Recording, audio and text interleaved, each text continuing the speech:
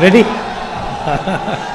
Mukul Vasnik ji, Mulapalli Ramachandran ji, Ramesh Chennithala ji, KC Venugopal ji, Uman Chandi ji, Haidar Ali Shahab Pangal ji, Kunali Kutti ji, MK Raghavan ji, K Sudhakaran ji, K Suresh ji, Benny Behanan ji, E.T. Mohammad Bashir ji, Abdul Wahab ji, T. Siddiq ji, party leaders, workers, NSUI Youth Congress, Sevadal and Mahila Congress leaders and workers, friends from the media, brothers and sisters, I'd like to welcome all of you here today.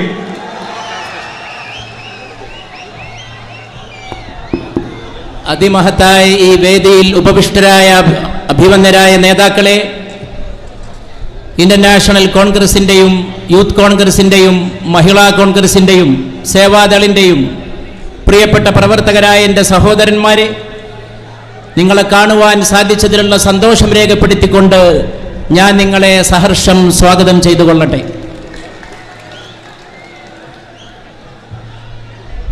I'm happy to be back here in Kerala. കേരളത്തിൽ തിരിച്ചെത്തിയതിൽ ഞാൻ വളരെയേറെ സന്തുഷ്ടനാണ്. I'm happy to come to a state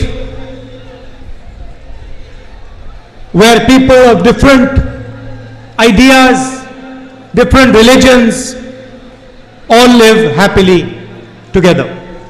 വ്യത്യസ്തമായ ആശയധാരകളുടെയും വൈവിധ്യമാർന്ന മതങ്ങളുടെയും ചിന്താ പ്രസ്ഥാനങ്ങളുടെയും പ്രതിനിധികളായ ജനങ്ങൾ സഹവർത്തിത്വത്തിൽ തോളോട് തോളുരുമ്മി സൗഹൃദത്തിൽ ജീവിക്കുന്ന കേരള നാട്ടിലെത്തുമ്പോൾ എനിക്ക് അനൽപമായ സന്തോഷവും ചാരിതാർത്ഥ്യവുമാണുള്ളത്. Today there is a ideological battle being played out in our country. ഇന്ന് നമ്മുടെ രാജ്യത്തൊരു പ്രത്യയശാസ്ത്രപരമായ പോരാട്ടം നടക്കുകയാണ്. On one side is the Congress party and our allies, and on the other side the RSS, Mr. Narendra Modi and the BJP. ഒരു ഭാഗത്ത് കോൺഗ്രസും അതിൻ്റെ സഖ്യകക്ഷികളും, മറുഭാഗത്ത് RSSും മോദിയും പ്രതിനിധാനം ചെയ്യുന്ന മറ്റു രാഷ്ട്രീയ പ്രസ്ഥാനങ്ങളും. I would like to tell you a little bit today about what I think the Congress party is. എന്താണ് കോൺഗ്രസ് പാർട്ടി എന്നതിനെക്കുറിച്ച്, കോൺഗ്രസ് എന്തിന് നിലകൊള്ളുന്നുവെന്നതിനെക്കുറിച്ച് സ്വല്പസമയം നിങ്ങളോട് സംവദിക്കാൻ ഞാൻ അഭിലഷിക്കുന്നു. The Congress party is the voice of this country. Congress party രാജ്യത്തിന്റെ ശബ്ദമാണ്. Not the voice of one person, not the voice of one community, but the voice of everybody in this country. Congress ഏതെങ്കിലും ഒരു വ്യക്തിയുടെയോ ഏതെങ്കിലും ഒരു ജനവിഭാഗത്തിന്റെയോ സമുദായത്തിന്റെയോ മാത്രം സ്വരമല്ല, ഈ രാജ്യത്ത് അധിവസിക്കുന്ന മുഴുവൻ ജനപഥങ്ങളുടെയും സ്വരമാണ് Congress party. So the Congress party is a instrument of listening to the people of India. ജനങ്ങളോട് ശ്രദ്ധ കാണിക്കുകയും ജനങ്ങൾ പറയുന്നത് സശ്രദ്ധം ശ്രവിക്കുകയും ചെയ്യുക എന്നുള്ളതിനെയാണ് Congress പ്രതീകവൽക്കരിക്കുന്നത്. And it is important for the Congress party to listen to every single idea, every single belief, every single passion of this country. അതുകൊണ്ട് ഈ രാജ്യത്തെ ഓരോ വിശ്വാസത്തെ, ഓരോ പ്രത്യയശാസ്ത്രത്തെ, ഓരോ ജനവിഭാഗത്തിന്റെയും അഭിലാഷ കാമനകളെ, അതിനെ മുഴുവൻ ശ്രദ്ധിക്കുവാനും അതിനെ മുഴുവൻ സ്വാംശീകരിക്കുവാനും കോൺഗ്രസ് പാർട്ടി ബാധ്യസ്ഥമാണ്. That is why our great leader Mahatma Gandhi said, look for the last person in the line. അതുകൊണ്ടാണ് വരിയിൽ നിൽക്കുന്ന ഒടുക്കത്തെ മനുഷ്യനെ ശ്രദ്ധിക്കൂ എന്ന് മഹാത്മാഗാന്ധി എപ്പോഴും പറയാറുണ്ടായിരുന്നത്. Listen to the weakest voice you can find. ഏറ്റവും ദുർബലമായ സ്വരത്തെ ശ്രദ്ധിക്കുക. Because once you have heard the weakest voice in the country, you have understood what the country is.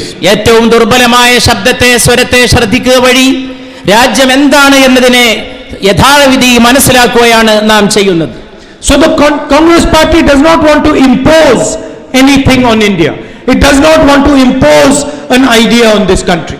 Congress ഈ രാജ്യത്തിന്റെ മേൽ ഒന്നും അടിച്ചേൽപ്പിക്കാൻ ആഗ്രഹിക്കുന്നില്ല. കോൺഗ്രസ് ഈ രാജ്യത്തിന്റെ മേൽ എന്തെങ്കിലും ആധിപത്യം ചെലുത്താനും ആഗ്രഹിക്കുന്നില്ല. കോൺഗ്രസ് ഈ രാജ്യത്തെ ശ്രദ്ധിക്കാനാണ് ആഗ്രഹിക്കുന്നത്. The Congress party wants to listen to what the people of India are saying and then act on what the Congress party hears. ഇന്ത്യയിലെ ജനങ്ങൾ എന്ത് പറയുന്നു, അവരെങ്ങനെ ചിന്തിക്കുന്നു, എന്താണ് അവരുടെ ആഗ്രഹങ്ങൾ, അഭിലാഷങ്ങൾ, അത് ശ്രദ്ധിക്കുവാനും അവരുടെ ആവശ്യങ്ങളെ നിവർത്തിക്കുവാനുമാണ് Congress പ്രയത്നിക്കുന്നത്. And that is why the doors of the Congress party are open to anybody in this country. അതുകൊണ്ടാണ് കോൺഗ്രസിന്റെ കവാടങ്ങൾ ഈ രാജ്യത്ത് സകലമാന വ്യക്തികൾക്ക് മുമ്പാകെ തുറന്നു കിടക്കുന്നത് എന്ന് ഞാൻ ഇവിടെ സൂചിപ്പിക്കാൻ ആഗ്രഹിക്കുകയാണ്. Congress party really does not mind what religion you are from, what language you speak, what you believe. Congress party wants to listen to you and wants to build the India of your dreams. നിങ്ങൾ ഏത് മതം വിശ്വസിക്കട്ടെ, ഏത് ഭാഷ സംസാരിക്കട്ടെ, ഏത് ആശയത്തെ സ്വാംശീകരിക്കട്ടെ, അത് കോൺഗ്രസിന് പ്രശ്നമല്ല. കോൺഗ്രസ് ഈ രാജ്യത്തെ ജനങ്ങളെ ഒന്നിച്ചു കാണുകയും നിങ്ങളുടെ അഭിലാഷങ്ങളും നിങ്ങളുടെ ഹൃദയവികാരങ്ങളും എന്താണോ, നിങ്ങൾ എന്താണോ പറയുന്നത്, അത് സശ്രദ്ധം ശ്രവിക്കുവാനാണ് കോൺഗ്രസ് ഉദ്ദേശിക്കുന്നത്. India is like the ocean over here. India ഇവിടെ കാണുന്ന മഹാസാഗരം പോലെയാണ്. We want to listen to the ocean. നാം ഈ കടലിനെ ശ്രദ്ധിക്കാൻ ആഗ്രഹിക്കുന്നു. We want to understand the ocean. നാം ഈ സാഗരത്തെ മനസ്സിലാക്കാൻ ആഗ്രഹിക്കുന്നു. And we want to work with the ocean. നാം ഈ കടലിനോടൊപ്പം പ്രവർത്തിക്കാനും ആഗ്രഹിക്കുന്നു. Now on the other side, there is the BJP RSS. മറുഭാഗത്തുള്ളത് ബിജെപിയും ആർഎസ്എസുമാണ്. They want to tell India what to do. India എന്താണ് ചെയ്യേണ്ടത് എന്നാണ് അവർ ഇന്ത്യയോട് പറഞ്ഞുകൊണ്ടിരിക്കുന്നത്. They have an ideology which they are convinced about. അവർക്ക് സ്വയം ബോധ്യപ്പെട്ട ഒരു പ്രത്യയശാസ്ത്രമുണ്ട്. And they want to tell everybody in India that that ideology is the truth.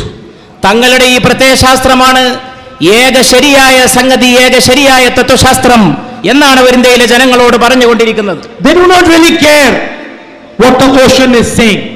എന്താണ് ജനമഹാസാഗരം പറയുന്നതെന്ന് ശ്രദ്ധിക്കുവാനോ അതിന് കാതുകൊടുക്കുവാനോ അവർ തയ്യാറല്ല. They don't want to listen to the waves of the ocean. അവർ കടലിന്റെ അലമാലകളുടെ ഗാനം മുഴങ്ങുന്നത് കേൾക്കാനോ അതിന്റെ നേരെ കാതു ചേർക്കാനോ They don't want to understand the ocean. അവർ ഒരിക്കലും കടലിനെ മനസ്സിലാക്കാൻ ആഗ്രഹിക്കുന്നില്ല. They just have an idea and they want to repeat that idea. അവർക്കൊരാശയമുണ്ട്, അത് തന്നെ അവർ ചർവണം ചെയ്തുകൊണ്ടേയിരിക്കുന്നു. It is like a man who stands in front of the ocean കടലിന്റെ വക്കത്ത് നിൽക്കുന്ന ഒരു മനുഷ്യനെ പറ്റി ഓർക്കുക. every morning and speaks to the ocean. എല്ലാ പ്രഭാതത്തിലും അയാൾ കടലിനോട് സംവദിക്കുന്നു. Who is arrogant enough to believe that his little idea is more powerful than the ideas of the ocean. തന്റെ ആശയം കടലിന്റേതിനേക്കാൾ വലിയ ശക്തമായ ആശയമാണെന്ന് അയാൾ ഒരിക്കലും വിചാരിക്കുന്നില്ല. He does not understand the power of the ocean. പക്ഷേ കടലിന്റെ ശക്തി മനസ്സിലാക്കാതെ നിൽക്കുന്ന ഒരു വ്യക്തിയോ, So all he does is ridicule himself. അയാൾ കടലിനോട് സംസാരിക്കുന്നില്ല. We start from a position of humility. നാം വിനയത്തിൽ നിന്നാണ് നമ്മുടെ പ്രവർത്തനം തുടങ്ങുന്നത്. Before we start, we bow in front of our country. നാം ആരംഭം കുറിക്കുന്നതിന് മുമ്പ് നമ്മുടെ രാജ്യത്തെ നമിക്കുന്നു. And when I say we bow in front of our country, I mean we bow in front of every voice in this country. ഈ രാജ്യത്തെ വന്ദിക്കുന്നു, ഈ രാജ്യത്തെ നമിക്കുന്നു എന്ന് പറയുന്നതിന്റെ അർത്ഥം ഞാൻ വിശദീകരിക്കട്ടെ. ഇന്ത്യ രാജ്യത്തെ ഓരോ പൗരനെയും നമിക്കുന്നു എന്നുള്ളതാണ്. And then we listen. നാം ശ്രദ്ധിക്കുന്നു. And you, in your wisdom, you with your intelligence, tell us what to do. നിങ്ങളുടെ വിവേകം, നിങ്ങളുടെ സൽബുദ്ധി അത് പറയുന്നതാണ്, അതനുസരിച്ചാണ് നാം ഞങ്ങൾ പ്രവർത്തിക്കാൻ ആഗ്രഹിക്കുന്നത്. You are the masters, we work for you. നിങ്ങളാണ് യജമാനന്മാർ, ഞങ്ങൾ നിങ്ങൾക്ക് വേണ്ടി പ്രവർത്തിക്കുന്നവർ മാത്രമാണ്. Everybody in the Congress party understands this deeply. അഗാധ തലത്തിൽ കോൺഗ്രസിലെ ഓരോ വ്യക്തിയും ഈ തത്വം മനസ്സിലാക്കുന്നു. Today I went to the Fishermen Congress, I listened to them. ഞാൻ ഇന്ന് മത്സ്യത്തൊഴിലാളികളുടെ സമ്മേളനത്തിൽ പോയി അവർക്ക് പറയാനുള്ളത് എന്തോ ഞാനത് ശ്രദ്ധിച്ചു. Yesterday in Tamil Nadu I listened to 300 young students, 3,000 young students. They told me what they felt. ഇന്നലെ ഞാൻ തമിഴ്നാട്ടിൽ പോയി 10,000-ഓളം വിദ്യാർത്ഥികളോട് സംവദിക്കുകയും അവരോട് സംസാരിക്കുകയും ചെയ്തു. അവർക്ക് പറയാനുള്ളത് എന്താണോ അത് ഞാൻ സശ്രദ്ധം കേട്ടു. And you can see the difference. നിങ്ങൾക്ക് വ്യത്യാസം മനസ്സിലാക്കാൻ സാധിക്കും. I stand in front of the press every week, and they ask me whatever question they want. I listen to them. ഈ വ്യത്യാസം നിങ്ങൾ വേണ്ട പോലെ ഗ്രഹിക്കുമെന്ന് എന്റെ സഹോദരങ്ങൾ ഞാൻ പ്രതീക്ഷിക്കുന്നു. ഞാൻ എല്ലാ ആഴ്ചയും മാധ്യമങ്ങളുടെ മുമ്പാകെ പോകുന്നു. അവർ അവർക്ക് ഇഷ്ടമുള്ള ചോദ്യങ്ങൾ എന്റെ മുമ്പാകെ ഉന്നയിക്കുകയും ചെയ്യുന്നു. And our Prime Minister, the only thing the Prime Minister does is every week he tells the country what he thinks. പക്ഷേ ഇവിടെ ഒരു പ്രധാനമന്ത്രിയുണ്ട്. അദ്ദേഹം ഓരോ ആഴ്ചയും താനെന്താണോ ചെയ്യാൻ പോകുന്നതെന്ന് മാത്രം ജനങ്ങളോട് പറഞ്ഞുകൊണ്ടിരിക്കുന്നു. Like a man who gets up in the morning here in the beach, stands in front of the ocean and tells the ocean what he thinks.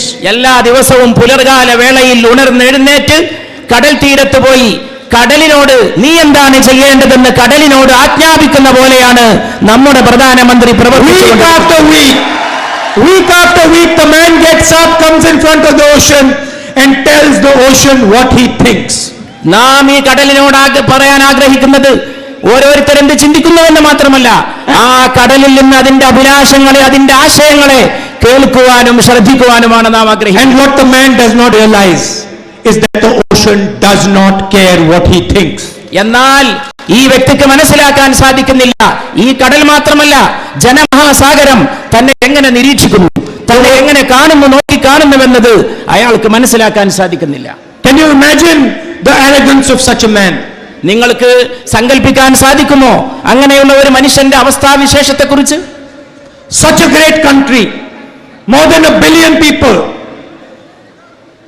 different ideas, different systems, different religions, different cultures, history of thousands and thousands of years, and one man stands up every day and says, I am going to tell you my man ki baat. ഞാൻ ഈ രാജ്യത്തെ ജനങ്ങളുടെ മുമ്പാകെ, നിങ്ങൾ എന്റെ സഹോദരങ്ങൾക്ക് മുമ്പാകെ ഉന്നയിക്കുന്നു, നമുക്ക് സങ്കല്പിക്കാൻ സാധിക്കുമോ ഒരു മഹത്തായ രാജ്യം? Who do you think you are that this ocean wants to listen to your man ki baat? ഈ രാജ്യത്തെ വൈവിധ്യമാർന്ന ആശയങ്ങൾ, വിവിധങ്ങളായ മതങ്ങൾ, വിവിധങ്ങളായ ചിന്താധാരകൾ, ഇങ്ങനെയുള്ള വൈവിധ്യത്തിൽ അധിഷ്ഠിതമായിട്ടുള്ള Where is it got so much arrogance from that you believe that this ocean wants to listen to you? സഹസ്രാബ്ദങ്ങളുടെ പഴക്കമുള്ള ഈ രാജ്യം, ആ രാജ്യത്തിന്റെ മുമ്പാകെ വന്നുകൊണ്ട് സ്വന്തം മനസ്സിന്റെ കാര്യം മാത്രം പറയുന്ന, മൻ കി ബാത്ത് മാത്രം പറയുന്ന ഒരു വ്യക്തിയെ പറ്റി നിങ്ങൾ ആലോചിച്ചു നോക്കൂ. കടലിന്റെ മുമ്പാകെ വന്നു തന്റെ മനസ്സിനെ കുറിച്ച് മാത്രമാണ് അയാൾ പറയുന്നത്. അദ്ദേഹത്തിന് കടലിന്റെ സ്വരം എന്തെന്ന് ശ്രദ്ധിക്കുവാൻ സാധിക്കുന്നില്ല. The Prime Minister's job is not to tell the nation his man ki baat. The Prime Minister's job is to listen to the man ki baat of every single citizen of India. തന്റെ മനസ്സിൽ എന്താണോ ഉള്ളതെന്നൊരു ജനങ്ങളോട് പറയുന്നതല്ല ഒരു പ്രധാനമന്ത്രിയുടെ ചുമതല. സ്വന്തം മൻ കി ബാത്ത് പറയുകയല്ല ഒരു പ്രധാനമന്ത്രി വേണ്ടത്. ജനങ്ങളുടെ മനസ്സിലുള്ളത് എന്താണോ, ജനങ്ങളുടെ മൻ കി ബാത്ത് എന്താണോ, അത് ഗ്രഹിച്ച് മനസ്സിലാക്കി ഉൾക്കൊള്ളുകയും പ്രവർത്തിക്കുകയുമാണ് ഒരു പ്രധാനമന്ത്രിയുടെ ബാധ്യത. The Prime Minister's job is to be so humble, to reduce himself so much that the poorest, weakest man is heard by him. ഒരു പ്രധാനമന്ത്രി അങ്ങേയറ്റം വിനയാന്വിതനാകണം. ഏറ്റവും ദുർബലനായ മനുഷ്യന്റെ വികാര വിചാരങ്ങളെ ഉൾക്കൊള്ളുവാനും ശ്രദ്ധിക്കുവാനും സാധിക്കുന്ന അവസ്ഥയിലുള്ള വിനയാന്വിതമായ വ്യക്തിത്വമായിരിക്കണം ഒരു പ്രധാനമന്ത്രിക്കുണ്ടായി. So what we have seen over the last 5 years is the governance of Man Ki Baat, one man's Man Ki Baat. കഴിഞ്ഞ 5 കൊല്ലം നാം കണ്ടത്, കഴിഞ്ഞ 5 വത്സരക്കാലം നാം കണ്ടത് ഒരാളുടെ മനസ്സിന്റെ ഭരണമാണ്, ഒരാളുടെ മനസ്സിന്റെ ആവിഷ്കാരമാണ്, ഒരൊറ്റ വ്യക്തിയുടെ മനസ്സിന്റെ അഭിപ്രായങ്ങളാണ്. Yesterday I asked 3,000 young students what they thought about demonetization, about Notbandi. ഞാൻ കഴിഞ്ഞ ദിവസം 3000 വിദ്യാർത്ഥികളോട് ചോദിച്ചു, നോട്ട് അസാധുവൽക്കരണത്തെ കുറിച്ച് നിങ്ങൾ എന്താണ് മനസ്സിലാക്കുന്നത് എന്ന്. They told me they thought it was nonsense. അവർ പറഞ്ഞു അത് അസംബന്ധമാണെന്ന്. If the Prime Minister had gone with a little bit of humility and asked those girls, what do you think about demonetization, he would have got the answer he deserved. അല്പം വിനയം നമ്മുടെ പ്രധാനമന്ത്രിക്കുണ്ടായിരുന്നെങ്കിൽ ആ വിദ്യാർത്ഥിനികളുടെ അടുക്കൽ പോയി ഞാൻ ചോദിച്ച പോലെ അദ്ദേഹത്തിനും ചോദിക്കാൻ സാധിക്കുമായിരുന്നു, ഈ നോട്ട് അസാധുവൽക്കരണത്തെ കുറിച്ച് നിങ്ങൾക്ക് എന്ത് തോന്നുന്നുവെന്ന്. എങ്കിൽ അവരുടെ സ്വരം ശ്രദ്ധിക്കാൻ അദ്ദേഹത്തിന് സാധിക്കുമായിരുന്നു. Without asking a single shopkeeper, without asking anybody who runs a business, without asking any farmer, without asking any of our sisters or mother, the Prime Minister comes at 8 o'clock, stands in front of the ocean and says, I am demonetizing the currency. ഒരാളോടും പ്രധാനമന്ത്രി ചോദിക്കുന്നില്ല, ഒരു കച്ചവടക്കാരനോടോ ഒരു കർഷകരനോടോ ഒന്നും അന്വേഷിക്കുന്നില്ല, ഒരമ്മയോടും ഒന്നും അന്വേഷിക്കുന്നില്ല. അദ്ദേഹം എല്ലാ ദിവസവും പുലർകാലത്ത് കടലിന്റെ മുമ്പിൽ വന്ന് തന്റെ മനസ്സിന്റെ അഭിപ്രായങ്ങൾ, തനിക്കെന്താണോ പറയാനുള്ളത് അത് മാത്രം പിച്ചും പേയും പറഞ്ഞുകൊണ്ടേയിരിക്കുന്നു. He caused tremendous pain to millions and millions of our brothers and sisters. ഈ നാട്ടിലെ മില്യൺ കണക്കിന് വരുന്ന ഇന്ത്യ രാജ്യത്തിലെ ജനങ്ങളോടുള്ള കടമ മറന്നുകൊണ്ടാണ് Destroyed thousands of businesses. എത്രയോ ആളുകളുടെ ജീവിതം അദ്ദേഹം തകർത്ത് കളഞ്ഞിരിക്കുന്നു. Wiped out the futures of millions of Indians. India രാജ്യത്തിലെ മില്യൺ കണക്കിന് വരുന്ന ജനതകളുടെ ഭാവിയാണ് അദ്ദേഹം ഉച്ചാടനം ചെയ്തിട്ടുള്ളത്. And before he took that decision, he did not even ask the members of his cabinet. അതൊക്കെ അവിടെ ഇരിക്കട്ടെ, ഒരു തീരുമാനമെടുക്കുന്നതിന് മുമ്പ് സ്വന്തം മന്ത്രിസഭയിലെ സഹപ്രവർത്തകരായ അംഗങ്ങളോട് പോലും അദ്ദേഹം കൂടിയാലോചന ചെയ്യുന്നില്ല. Okay, forget the cabinet. There are institutions in this country. There are wise people in this country. ക്യാബിനറ്റിന്റെ കാര്യം, മന്ത്രിസഭയുടെ കാര്യം മറക്കുക. ഈ രാജ്യത്ത് മഹാസ്ഥാപനങ്ങളുണ്ട്, ഈ രാജ്യത്ത് ബുദ്ധിമാന്മാരായ വ്യക്തികളും അധിവസിക്കുന്നുണ്ട്. അവരോടും അദ്ദേഹം ഒന്നും ആലോചിക്കുന്നില്ല. The RBI has been protecting our economy for 70 years. 70 കൊല്ലം നമ്മുടെ സമ്പദ്ഘടനയെ സംരക്ഷിച്ചു reserve bank of India. He did not even bother to ask them. അദ്ദേഹം അവരോടും ചോദിക്കാൻ മെനക്കെട്ടില്ല. He attacks every single institution of this country. ഈ രാജ്യത്തെ ഓരോ സ്ഥാപനത്തെയും അദ്ദേഹം തകർത്ത് കളഞ്ഞിരിക്കുന്നു. What are these institutions? These institutions are the voice of our nation. എന്താണ് ഈ സ്ഥാപനങ്ങൾ? ഈ സ്ഥാപനങ്ങൾ നമ്മുടെ നാടിലെ ജനങ്ങളുടെ ശബ്ദമാണ്. What is the Supreme Court if it is not the voice of our nation? നമ്മുടെ ജനങ്ങളുടെ സ്വരമാകാൻ കഴിയുന്നില്ലെങ്കിൽ പിന്നെ എന്തിനീ സുപ്രീം കോടതി? What is the Election Commission if it is not the voice of our nation? ജനങ്ങളുടെ ശബ്ദത്തെ പ്രതീകവൽക്കരിക്കാൻ സാധിക്കുന്നില്ലെങ്കിൽ എങ്ങനെ ഈ തെരഞ്ഞെടുപ്പ് commission? So the man who wants to impose his Mann Ki Baat on India attacks one after another all our institutions. തന്റെ മനസ്സിന്റെ അഭിപ്രായം മാത്രം പറഞ്ഞുകൊണ്ട് ജനങ്ങളുടെ മേൽ തന്റെ അഭിപ്രായം, സ്വാഭിപ്രായം അടിച്ചേൽപ്പിക്കുന്ന വ്യക്തി ഒന്നൊന്നായി രാജ്യത്തിന്റെ മഹിത മന്ദിരങ്ങളായ സ്ഥാപനങ്ങളെ തകർത്ത് കഴിഞ്ഞിരിക്കുന്നുവെന്നാണ് നമുക്ക് മനസ്സിലാക്കാൻ സാധിക്കുന്നത്. And what is the result of this governance? എന്താണ് ഈ ഭരണത്തിന്റെ ഫലം? Today India has the highest unemployment rate in 45 years. ഇന്ന് 45 കൊല്ലക്കാലത്തിനിടയിൽ ഏറ്റവും കൂടുതൽ തൊഴിലില്ലായ്മയുള്ള നാടായി ഇന്ത്യ മാറി. Farmers do not know what to do. For the first time, farmers are committing suicide in Kerala. എന്താണ് ചെയ്യേണ്ടതെന്ന് കർഷകർക്ക് അറിഞ്ഞുകൂടാ. ആദ്യമായിട്ടിതാ ഈ നാട്ടിലും നമ്മുടെ കേരളത്തിലും മറ്റു പല ഭാഗങ്ങളിലും കർഷകർ ഒന്നിനു പിറകെ ഒന്നായി ആത്മഹത്യ ചെയ്തുകൊണ്ടിരിക്കുന്നു. Farmers ask for a farm loan waiver. Mr. Narendra Modi and Arun Jaitley laugh at them. നമ്മുടെ കർഷകർ ചോദിക്കുന്നത് കാർഷിക വായ്പ മാത്രമാണ്. നരേന്ദ്രമോദിയും അരുൺ ജെയ്റ്റ്ലിയും അവരെ നോക്കി പരിഹസിക്കുന്നു. And at the same time, in 5 years, Mr. Narendra Modi has forgiven 3,50,000 crores of 15 people. 50 സഹസ്ര കോടീശ്വരന്മാരുടെ 3.5 lakh crore കടമാണ്, വായ്പയാണ് ഈ കഴിഞ്ഞ വർഷങ്ങൾക്കിടയിൽ നരേന്ദ്രമോദി ഈ സമയത്ത് എഴുതി തള്ളിയത്. These are the richest people in the country. ഇവർ ഈ രാജ്യത്തെ ഏറ്റവും വലിയ ധനാഢ്യരാണ്. People who have private jets. ഈ ആളുകൾക്ക് വ്യക്തമായ സ്വകാര്യ സ്ഥാപനങ്ങളും people who have practically unlimited money. ഇവർക്ക് അപ്രായോഗികമാവിധം പരിധി കവിഞ്ഞ മുതലുണ്ട്. They live in huge houses. അവർക്ക് വൻകിട ഭവനങ്ങളുണ്ട്. And Mr. Narendra Modi can forgive 3,50,000 crores of their money.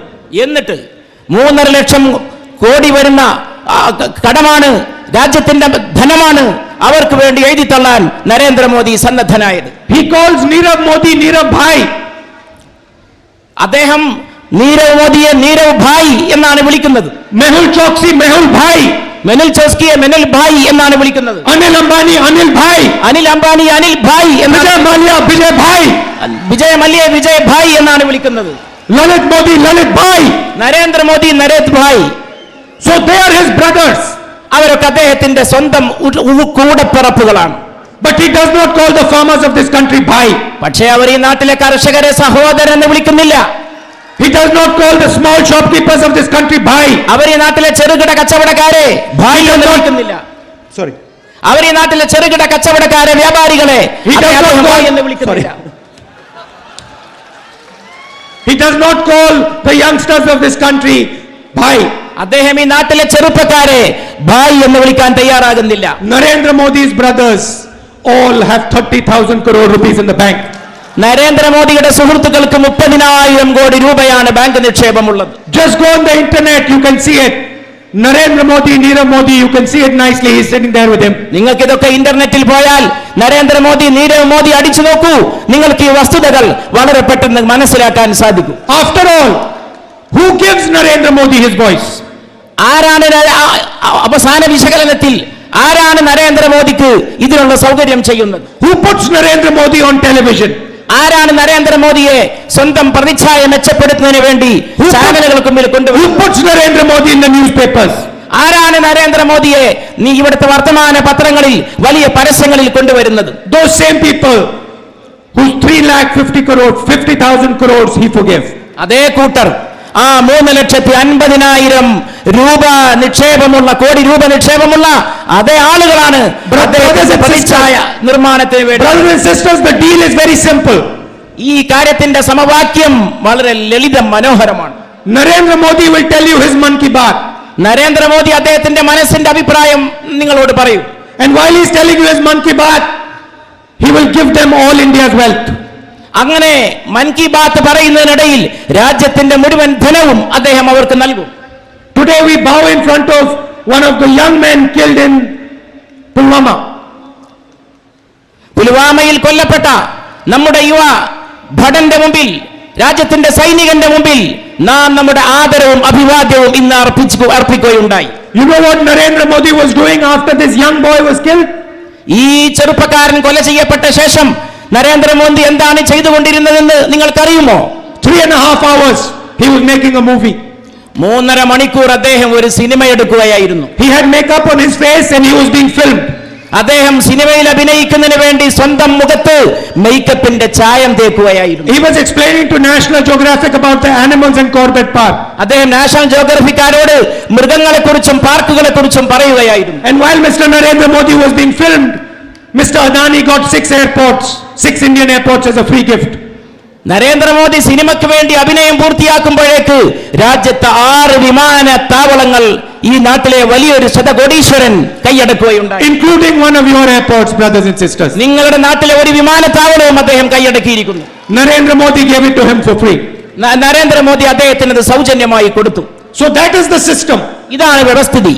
The Prime Minister tells you his Man Ki Baat, and then India's wealth goes to 15 to 20 of his friends. പ്രധാനമന്ത്രി തന്റെ മനസ്സിന്റെ കാര്യം പറയുമ്പോഴേക്ക് ഇന്ത്യയുടെ വിലപ്പെട്ട ധനം ഈ നാട്ടിലെ ചില കോടീശ്വരന്മാരുടെ പോക്കറ്റിലെത്തുന്നു. അതാണ് ഇവിടെ നിൽക്കുന്ന വ്യവസ്ഥ. And the farmers suffer, the small shopkeepers suffer, the medium and small businesses suffer, and the youngsters suffer. കർഷകർ കഷ്ടപ്പെടുന്നു, വ്യാപാരികൾ കഷ്ടപ്പെടുന്നു, ഈ രാജ്യത്തെ ചെറുപ്പക്കാർ കഷ്ടപ്പെടുന്നു.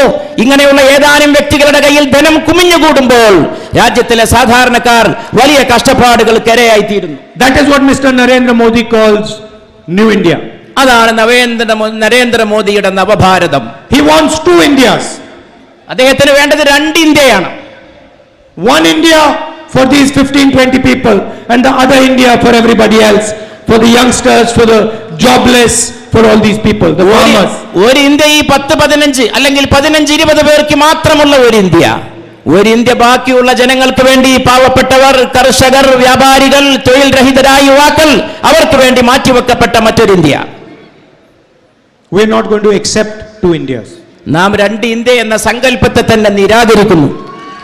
There is no way that the Congress party is going to allow 2 Indias.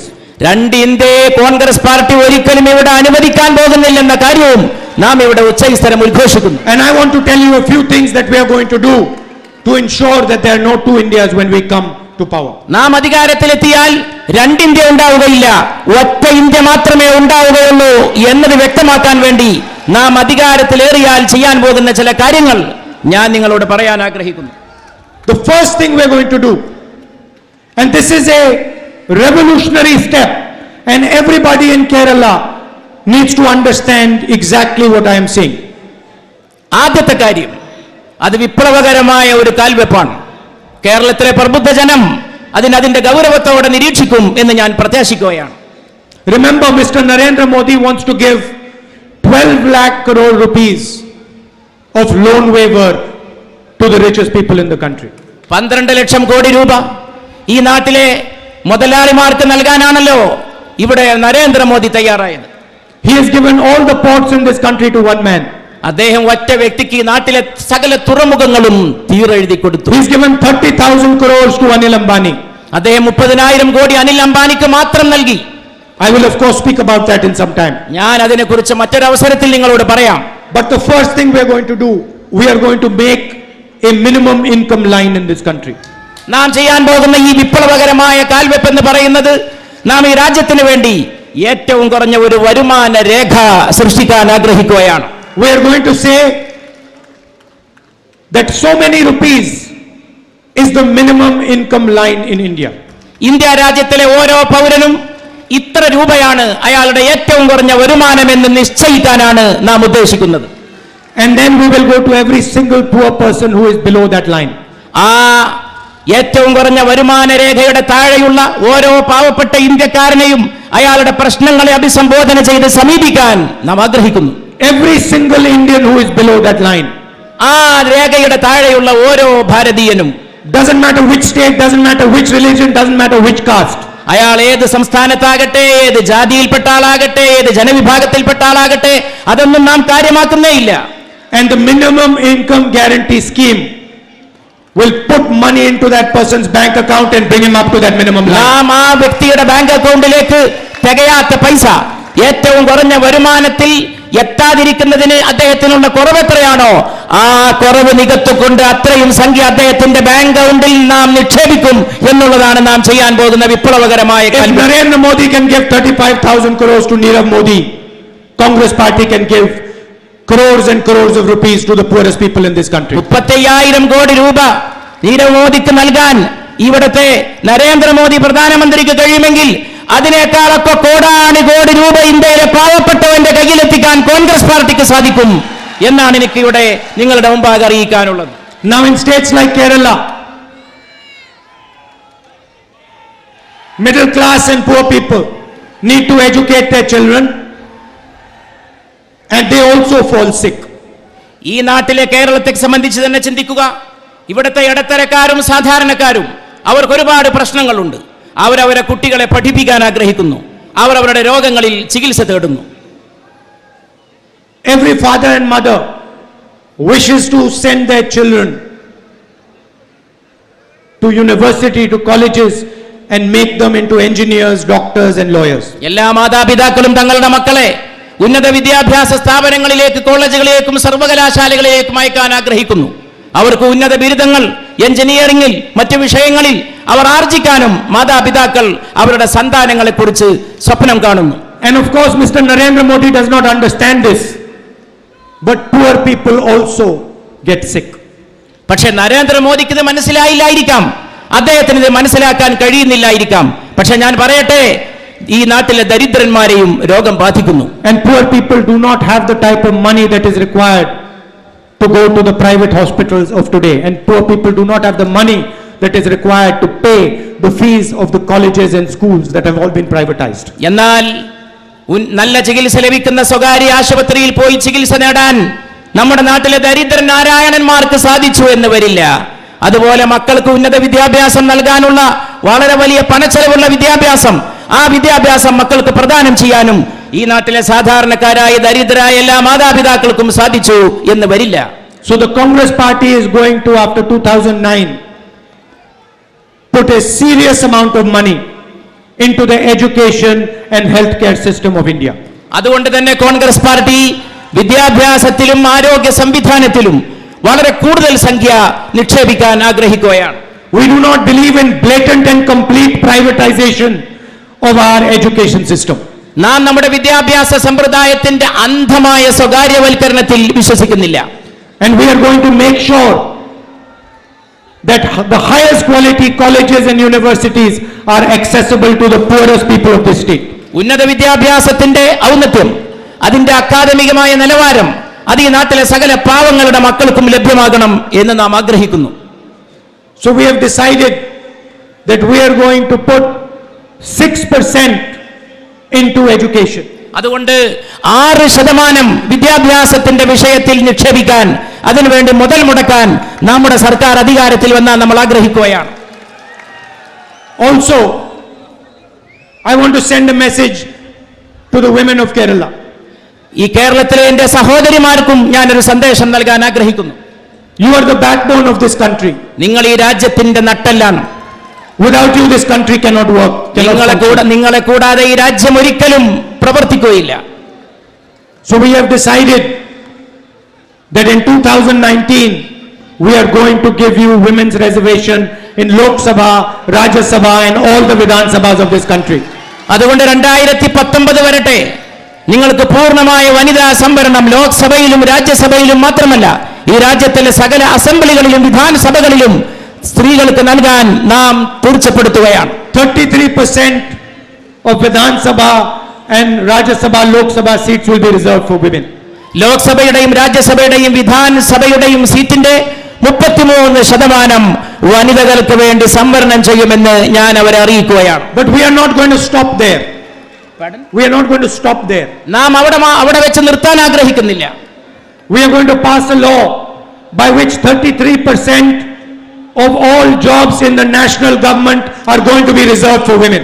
അതുമാത്രമല്ല, ഈ രാജ്യത്തിലെ ദേശീയ സ്ഥാപനങ്ങളിൽ, ദേശീയമായ അംഗീകാരത്തോടെ പ്രവർത്തിക്കുന്ന സകല സ്ഥാപനങ്ങളിലും 33% തൊഴിൽ സംവരണവും സ്ത്രീകൾക്ക് ഉറപ്പുവരുത്താൻ നാം ആഗ്രഹിക്കുകയാണ്. And I am very sad because the Prime Minister's job is to give direction and show direction to the country.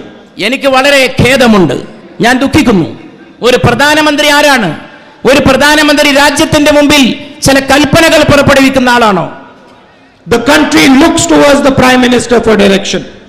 രാജ്യം ഒരു പ്രധാനമന്ത്രിയിലേക്ക് അദ്ദേഹത്തിന്റെ മാർഗദർശനത്തിന് വേണ്ടി നോക്കുന്ന ഒരവസ്ഥയാണ് നാം ആഗ്രഹിക്കുന്നത്. And when his MLA, the BJP MLA in Uttar Pradesh, molested, raped a girl, the Prime Minister did not take action against that man. അദ്ദേഹത്തിന്റെ പാർട്ടിയുടെ MLA, യുപിയിലെ BJPയുടെ MLA ഒരു സ്ത്രീയെ മാനഭംഗം ചെയ്തപ്പോൾ അതിൽ നടപടിയെടുക്കാൻ ഈ പ്രധാനമന്ത്രി തയ്യാറായില്ല.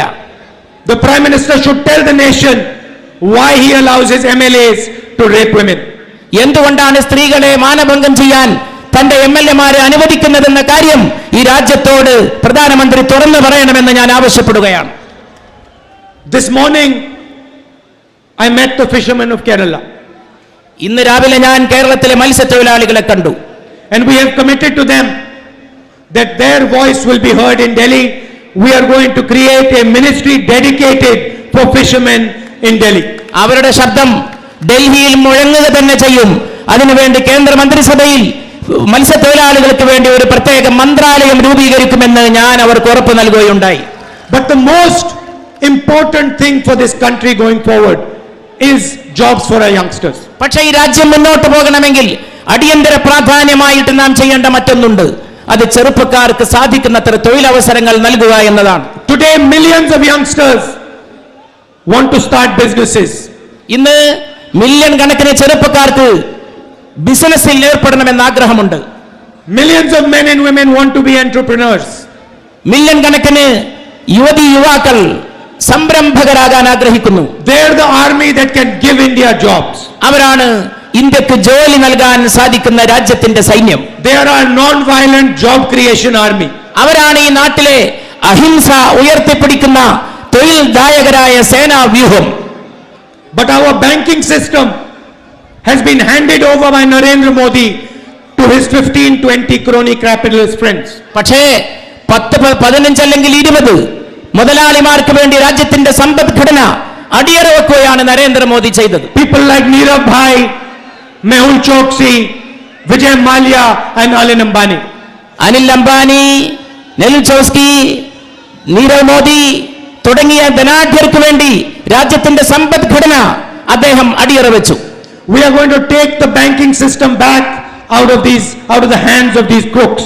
ഈ നാട്ടിലെ ബാങ്ക് സമ്പ്രദായം, ബാങ്കിംഗ് വ്യവസ്ഥ അവർക്ക് വേണ്ടി അടിയറവെച്ചു പ്രധാനമന്ത്രിയെങ്കിൽ ആ ബാങ്കിംഗ് വ്യവസ്ഥ ഈ ധനാഢ്യരുടെ ആധിപത്യത്തിൽ നിന്ന് മോചിപ്പിക്കാനും അതിനെ വീണ്ടെടുക്കാനും നാം ഉദ്ദേശിക്കുകയാണ്. And we are going to open the doors of our banks to the entrepreneurs, the millions of entrepreneurs of this country. നാം ഈ നാട്ടിലെ ബാങ്കുകളുടെ കവാടങ്ങൾ സംരംഭകരായി മുന്നോട്ട് വരാൻ ആഗ്രഹിക്കുന്ന മുഴുവൻ പൗരന്മാർക്കും വേണ്ടി തുറന്നു കൊടുക്കാൻ ആഗ്രഹിക്കുന്നു. We are going to help our farmers by building food processing plants right near their farms. നാം കൃഷിപ്പാടത്തിനടുത്ത് തന്നെ ഭക്ഷ്യോൽപാദക സംവിധാനം ഒരുക്കാനുള്ള സൗകര്യം ചെയ്തുകൊണ്ട് കർഷകരെ സഹായിക്കാൻ ആഗ്രഹിക്കുന്നു. And we are going to build infrastructure so that our fruits and vegetables and what our farmers grow can reach the plates of all our cities. നമ്മുടെ നാട്ടിലെ കർഷകർ ഉൽപ്പാദിപ്പിക്കുന്ന പഴങ്ങൾ, അവർ ഉൽപ്പാദിപ്പിക്കുന്ന പച്ചക്കറികൾ അത് നാട്ടിലെല്ലാവർക്കും ആവശ്യമുള്ളയിടത്തൊക്കെ എത്തിക്കാൻ ആവശ്യമായ ഭൗതിക സൗകര്യ വികസനവും നാം ആഗ്രഹിക്കുന്നു. Mr. Narendra Modi imposed a flawed GST on this country. ഈ നാട്ടിൽ വ്യാജമായ ഒരു GST Narendra Modi അടിച്ചേൽപ്പിക്കുകയുണ്ടായി. Small shopkeepers, small and medium businesses were destroyed by this GST. എന്താണ് ഇതിന്റെ ഫലം? ചെറുകിട കർഷകർ തകർക്കപ്പെട്ടു, ചെറുകിട വ്യാപാരികൾ വലിയ ദുരിതങ്ങൾ അനുഭവിക്കേണ്ടി വന്നു. 5 different taxes, huge amount of taxes. People don't even understand what Narendra Modi's GST is. 5 വ്യത്യസ്തമായ നികുതികൾ, ആർക്കും മനസ്സിലാക്കാൻ കഴിയുന്നില്ല എന്താണ് ഈ നികുതികളുടെ വ്യത്യാസം. ആകെ കൂടി സങ്കീർണമായ ഒരു നികുതി സമ്പ്രദായമാണ് നരേന്ദ്രമോദി കൊണ്ടുവന്നത്. I want to tell the shopkeepers and small and medium business owners of Kerala, we are going to transform this GST. We are going to transform Gabbar Singh tax and give you a real GST. നാം ഈ GST സമ്പ്രദായത്തെ ഉടച്ചു വാർക്കാൻ ആഗ്രഹിക്കുന്ന കാര്യം ഞാൻ കേരളത്തിലെ കർഷകർക്കും വ്യാപാരികൾക്കും ഉറപ്പ് നൽകുകയാണ്. ഈ പ്രതിലോമപരമായ നികുതി സമ്പ്രദായത്തെ തകർത്ത് നിങ്ങൾക്ക് ഏറ്റവും സരളമായ രീതിയിലുള്ള ഒറ്റ നികുതി സമ്പ്രദായം നാം കൊണ്ടുവരിക തന്നെ ചെയ്യും. A simple, transparent GST, one tax and as low a tax as possible. ഏറ്റവും കുറഞ്ഞ സരളമായ സുതാര്യമായ ഒരു നികുതി സമ്പ്രദായം, ഒറ്റ നികുതി, എല്ലാവർക്കും ഏകീകൃത നികുതി. Now I would like to say a little bit about the CPM. ഞാൻ അല്പം CPM-നെ കുറിച്ച് പറയാൻ ആഗ്രഹിക്കുന്നു. It is very interesting. There are 2 youngsters. I visited their families today. വളരെ കൗതുകകരമെന്നല്ലാതെ എന്ത് പറയേണ്ടു, ഈ നാട്ടിലെ 2 ചെറുപ്പക്കാർ, കൊല ചെയ്യപ്പെട്ട ചെറുപ്പക്കാർ, ഞാൻ അവരുടെ ഭവനങ്ങൾ ഇന്ന് സന്ദർശിക്കുകയുണ്ടായി. Innocent, beautiful youngsters. വളരെ സുന്ദരന്മാരായ നിരപരാധികളായ 2 ചെറുപ്പക്കാർ. And the CPM killed them. CPM അവരെ വധിച്ചു. The CPM thinks that they can remain in power in Kerala through violence. അക്രമത്തിലൂടെ അധികാരത്തിൽ എല്ലാ കാലവും തുടരാമെന്നാണ് CPM ആഗ്രഹിക്കുന്നത്. No way. ഒരു വഴിയുമില്ല. And I want to also remind the people ഞാൻ ജനങ്ങളെ ഒരു കാര്യം ഓർമ്മപ്പെടുത്താനും ആഗ്രഹിക്കുന്നു. that Kerala is a land of justice. Keralam നീതിയുടെ മണ്ണാണ്. And these 2 youngsters, they will get justice. ഈ 2 ചെറുപ്പക്കാർ അവർക്ക് നീതി ലഭിക്കുക തന്നെ ചെയ്യും എന്ന് പറയാനും ഞാൻ ആഗ്രഹിക്കുന്നു. And the people who are responsible for murdering these 2 youngsters will get justice. ഈ 2 ചെറുപ്പക്കാരെ നിഷ്കാസനം ചെയ്യാൻ, അവരെ വധിച്ചു കളയാൻ ഉത്തരവാദികളായവരാരോ അവരെ നീതിയിലേക്ക് കൊണ്ടുവരിക തന്നെ ചെയ്യുമെന്നും ഞാനിവിടെ ഉറപ്പ് നൽകാൻ ആഗ്രഹിക്കുന്നു. I want to ask the CPM where they were when Kerala was facing the floods.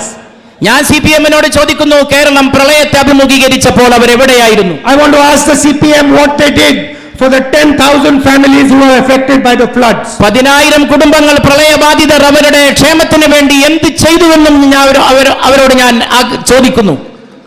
The only thing the CPM is capable of doing is acting violently. CPM-ന് ആകെ ചെയ്യാൻ കഴിയുന്ന ഒരേ ഒരു കാര്യം ഹിംസാധിഷ്ഠിതമായ രാഷ്ട്രീയമാണ്. But when it comes to job creation, the CPM has no answer. തൊഴിൽ സൃഷ്ടിപ്പിന്റെ കാര്യം വരുമ്പോൾ CPM-ന് മറുപടിയില്ല. In the cashew industry, 3 lakh women have lost their jobs. 3 ലക്ഷം സ്ത്രീകൾക്കാണ് കശുവണ്ടി വ്യവസായത്തിൽ തൊഴിൽ നഷ്ടപ്പെട്ടത്. Cashew processing plant after processing plant is closed. കശുമാവ് സംസ്കരണ പദ്ധതിയുടെ പല സ്ഥാപനങ്ങളും അടച്ചുപൂട്ടേണ്ടി വന്നു. Rubber plantations are destroyed. Rubber പ്ലാന്റേഷനുകൾ തകർക്കപ്പെട്ടു. The Congress party used to give an MSP the CPM scrapped it. Congress party കെടുത്തിരുന്ന MSP അതും ഈ CPM-ന്റെ ഭരണത്തിൽ ഇല്ലാതെയായി. So the CPM has a lot to answer to the people of Kerala. അതുകൊണ്ട് CPM-ന് ഒരുപാട് ഇത്തരം ചോദ്യങ്ങൾക്ക് കേരളത്തിലെ ജനങ്ങളോട് മറുപടി പറയേണ്ട ബാധ്യതയുണ്ട് എന്ന് ഞാൻ അവരെ ഓർമ്മിപ്പിക്കുന്നു. I think it is going to take some more time for the CPM to realize that their ideology is defunct. തങ്ങളുടെ പ്രത്യയശാസ്ത്രം പൊള്ളയാണെന്ന കാര്യം തിരിച്ചറിയാൻ CPM-ന് കുറച്ചു കാലം കൂടി വേണ്ടി വരുമെന്നാണ് ഞാൻ പ്രതീക്ഷിക്കുന്നത്. They are grasping straws. Pardon, sir? They are grasping straws. Yeah. അവരുടെ ധാരണാശക്തി വിഫലമാണ്. In Kerala, the UDF is a formidable force. ഈ കേരളക്കരയിൽ ഐക്യജനാധിപത്യ മുന്നണി ഒരു ശക്തി ദുർഗമാണ്. I thank all the senior leaders of the UDF for coming here this evening. UDF-ന്റെ സകല മുതിർന്ന നേതാക്കളെയും ഇവിടെ വന്നതിന്റെ പേരിൽ ഞാൻ അവർക്ക് നന്ദി പറയുകയാണ്. They represent the voice of Kerala. അവരിന്ന് കേരളത്തിന്റെ ശബ്ദമാണ്. We are going to win the coming election in Delhi. നാം ഡൽഹിയിൽ അടുത്ത തെരഞ്ഞെടുപ്പ് ജയിക്കുക തന്നെ ചെയ്യും എന്ന് ഞാൻ നിങ്ങളോട് പറയട്ടെ. And I am confident that the great workers of the Congress party and the workers of the UDF will show the spirit and the power of the Congress and the UDF idea to the CPM in Kerala. ഈ കേരളക്കരയിലെ UDF-ന്റെ പ്രവർത്തകർ, UDF-ന്റെ കർമ്മഭടന്മാർ അവരുടെ ആത്മവീര്യവും അവരുടെ രാഷ്ട്രീയമായ ഇച്ഛാശക്തിയും CPM-ന് മറുപടിയായി വരുന്ന തെരഞ്ഞെടുപ്പിൽ പ്രകടിപ്പിക്കുക തന്നെ ചെയ്യുമെന്ന കാര്യത്തിൽ എനിക്ക് വലിയ പ്രത്യാശയുണ്ട്.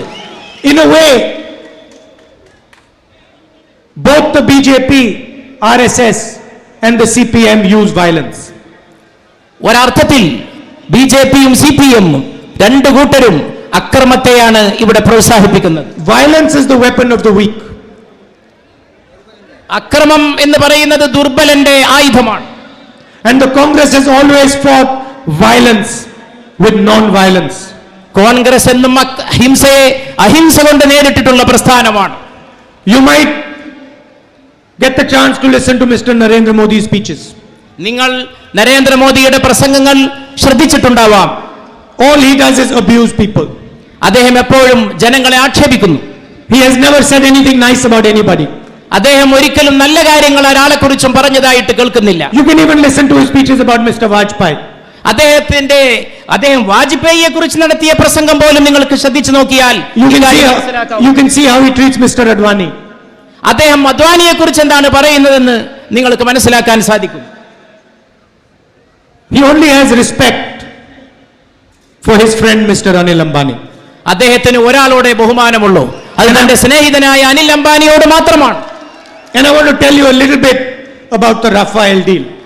ഞാൻ അല്പസമയം റഫാൽ കരാറിനെ കുറിച്ച് നിങ്ങളോട് പറയാൻ ആഗ്രഹിക്കുന്നു. I am going to speak in a little bit of detail. ഞാൻ അല്പം വിശദാംശങ്ങളോടെയാണ് നിങ്ങളുടെ മുമ്പാകെ ആ വിഷയം അവതരിപ്പിക്കുന്നത്. I am sad that Antony Ji is not here because he understands this very well. Antony G ഇവിടെ ഇല്ലാത്തതിൽ എനിക്ക് ഖേദമുണ്ട്. അദ്ദേഹം കൈകാര്യം ചെയ്ത വിഷയമാണിത്. The Rafale deal is the biggest defense contract in the world. Rafale need ലോകത്തെ ഏറ്റവും വലിയ വ്യാപാര കരാറായിരുന്നു. And it is the future of the Indian Air Force. അത് ഇന്ത്യയുടെ വ്യോമസേനയുടെ ഭാവിയെ ബാധിക്കുന്നതുമായിരുന്നു. When Mr. Antony was defense minister, the Air Force negotiated with France for the Rafale deal. Mister Antony മന്ത്രിയായിരുന്ന സമയത്ത് ഫ്രാൻസുമായി റഫാൽ കരാറിന് വേണ്ടി കേന്ദ്ര government തുനിഞ്ഞു. One plane was to cost 526 crore rupees. 526 കോടി ഒരു വിമാനത്തിന് അന്ന് കരാറിൽ ഉണ്ടായിരുന്ന വ്യവസ്ഥ. And we were very clear that the aircraft had to be made in India and it had to be made by Hindustan Aeronautical Limited, a public sector company. ആ കരാറിൽ വളരെ വ്യക്തമായി വ്യവസ്ഥ ചെയ്തിരുന്നു, വിമാനം ഇന്ത്യയിൽ വെച്ച് നിർമ്മിക്കപ്പെടണമെന്നും ഹിന്ദുസ്ഥാൻ എയറോനോട്ടിക് കമ്പനിയുടെ നേതൃത്വത്തിൽ അവിടെ വെച്ച് ആ വിമാനത്തിന്റെ നിർമ്മാണം നടക്കണമെന്നും. We wanted this contract to give jobs to Indian youngsters and we wanted to build India's strategic capability. നാം ഈ കരാറിലൂടെ ഉദ്ദേശിച്ചത് ഇന്ത്യയിലെ യുവാക്കൾക്ക് തൊഴിൽ നൽകാനും ഇന്ത്യയുടെ പോർവിമാന ശക്തി വർദ്ധിപ്പിക്കാനുമാണ്. We wanted the highest technology aircraft to be made in India. ഏറ്റവും ഉത്കൃഷ്ടമായ നിലവാരമുള്ള വിമാന നിർമ്മാണ അവസ്ഥ ഇന്ത്യക്കുണ്ടാകണമെന്ന് നാം ആഗ്രഹിച്ചു. Who knows, maybe some parts of it could have been made in Kerala. ആർക്കറിയാം, അതിന്റെ ചില ഭാഗങ്ങൾ പക്ഷേ കേരളത്തിലും വെച്ച് നിർമ്മിക്കപ്പെടാൻ സാധിക്കുമായിരുന്നു. 95% of the contract was ready.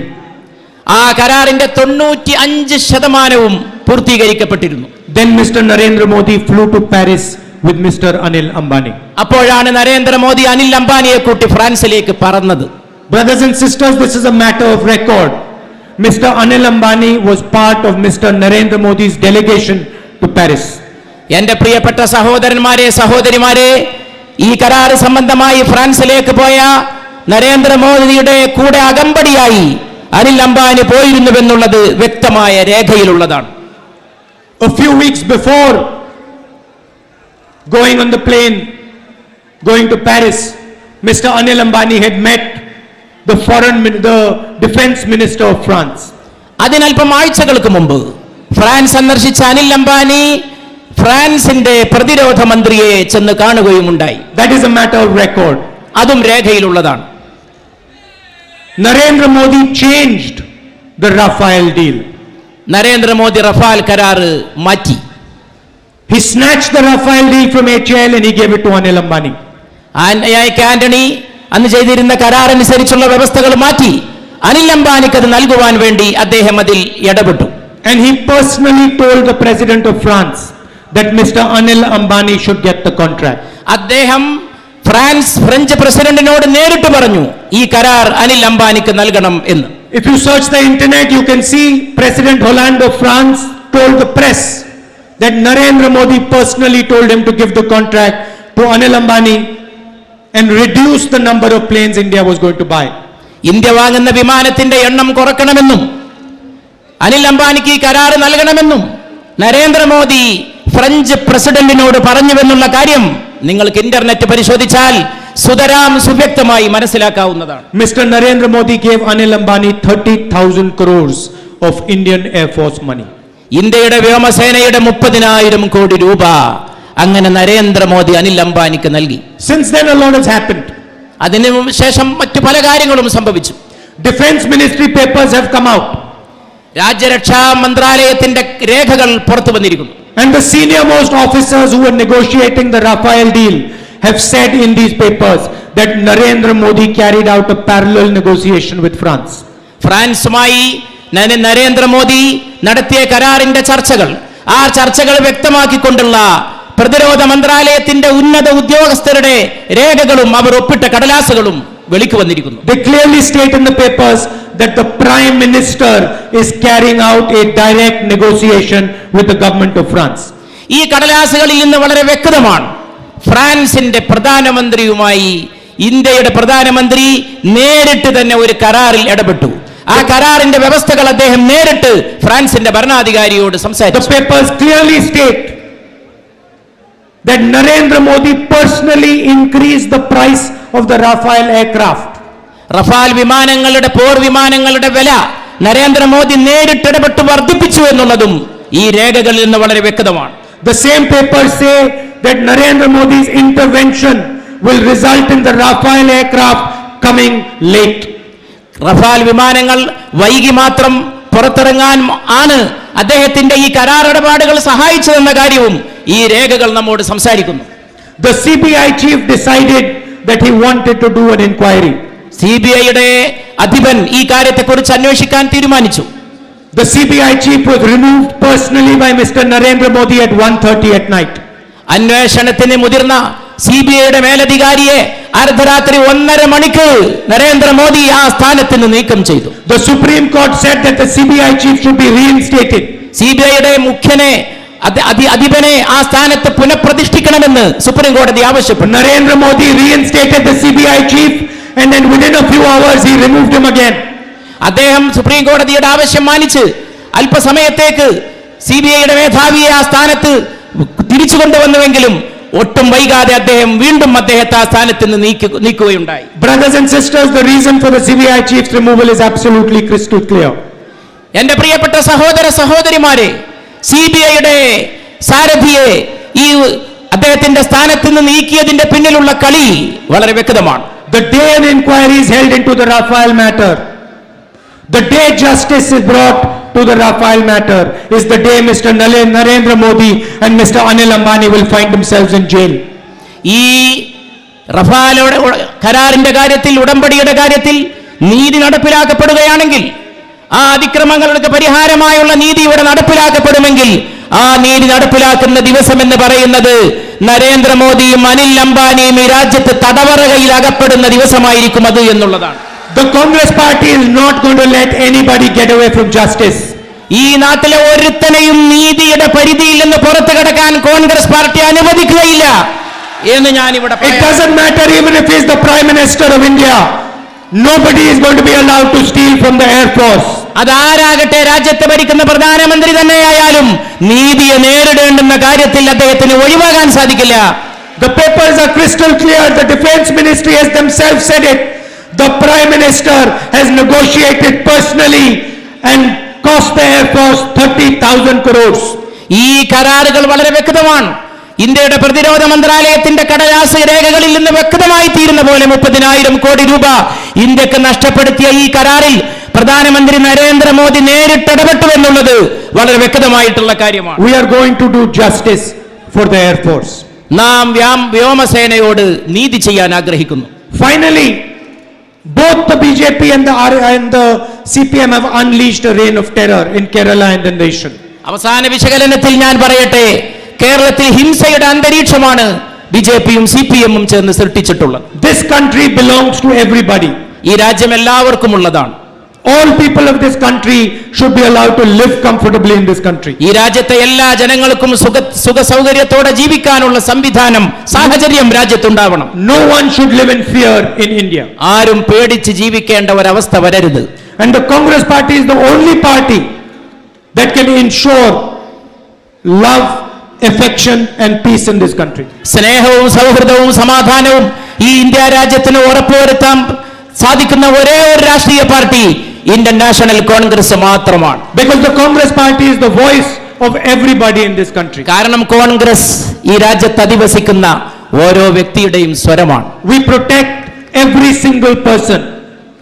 നാം ഈ രാജ്യത്തെ ഓരോ വ്യക്തിയെയും സംരക്ഷിക്കുന്നു. Regardless of his religion, regardless of his caste, regardless of the language he speaks, regardless of his state.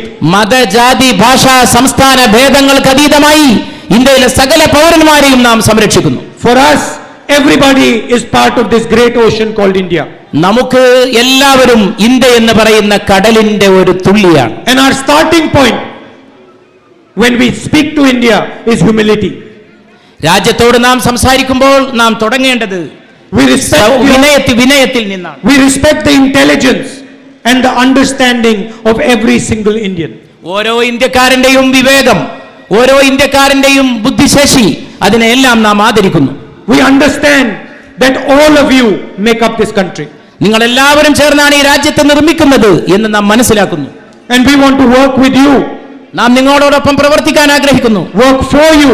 നിങ്ങൾക്ക് വേണ്ടി പ്രവർത്തിക്കാൻ ആഗ്രഹിക്കുന്നു. To transform this nation. ഈ രാജ്യത്തെ മാറ്റിയെടുക്കുന്നതിന് വേണ്ടി. I thank all my brothers and sisters for coming here today. ഞാൻ എൻ്റെ എല്ലാ സഹോദര സഹോദരിമാരെയും ഇവിടെ നിങ്ങൾ ഇന്ന് ആഗമനം കൊണ്ടതിന്റെ പേരിൽ അഭിവാദ്യം ചെയ്യാനും നിങ്ങൾക്ക് നന്ദി പറയാനും ആഗ്രഹിക്കുന്നു. You have come from very far, so I'd like to thank you. And I also want to thank you because all of you fight for our ideology. നിങ്ങൾ എല്ലാവരും വളരെ ദൂരങ്ങളിൽ നിന്ന് സഞ്ചരിച്ചാണ് ഇവിടെ എത്തിയിട്ടുള്ളത്. നിങ്ങൾക്ക് ഞാൻ നന്ദി പറയുന്നത് ഇവിടെ വന്നതിന് മാത്രമല്ല, നമ്മുടെ പ്രത്യയശാസ്ത്രത്തിന് വേണ്ടി പ്രവർത്തിക്കുന്നതിന്റെ പേരിലും ഞാൻ നിങ്ങൾക്ക് കൃതജ്ഞത പ്രകാശിപ്പിക്കുന്നു. Violence of the BJP, RSS and CPM. നമുക്ക് നിങ്ങൾ സമരം ചെയ്തുകൊണ്ടിരുന്ന നിങ്ങൾ ഏറ്റുമുട്ടുന്നത് BJPയുടെയും RSSന്റെയും CPMന്റെയും ഹിംസാത്മകതയോടാണ്. And you turn when they hate you, when they hit you, you reply with love. അവർ നിങ്ങളെ പ്രഹരിക്കുമ്പോൾ, അവർ നിങ്ങളെ ആക്രമിക്കുമ്പോൾ സ്നേഹത്തിന്റെ ഭാഷയിലാണ് നിങ്ങൾ ഇതിനോട് പ്രതികരിക്കുന്നത്. I am extremely proud of all of you. Thank you very much. Jai Hind. ഞാൻ നിങ്ങളുടെ കാര്യത്തിൽ അഭിമാനം കൊള്ളുന്നു. നിങ്ങൾക്ക് നന്ദി പറയുന്നു. ജയ് ഹിന്ദ്.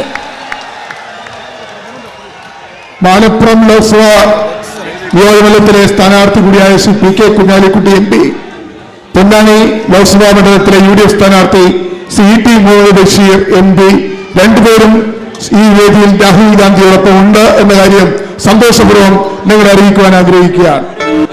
ഇന്ത്യൻ യൂണിയൻ മുസ്ലിം ലീഗിന്റെ സമ്പന്നരായ നേതാക്കന്മാർ ശ്രീ പാണക്കാട് സാദിഖ് അലി ശിഹാബ് തങ്ങൾ, ശ്രീ PV അബ്ദുൽ വഹാബ്, ശ്രീ KPA മജീദ്, ശ്രീ ഉമർ പാണ്ഡ്യശാല തുടങ്ങിയ നേതാക്കന്മാരും ഇവിടെ എത്തിച്ചേർന്നിട്ടുണ്ട് എന്ന് നിങ്ങൾ അറിയിക്കുവാൻ ആഗ്രഹിക്കുക. ഇപ്പോൾ KPCC നേതാക്കന്മാർ കോൺഗ്രസ് അധ്യക്ഷന് പുഷ്പഹാരം സമർപ്പിക്കുന്നു.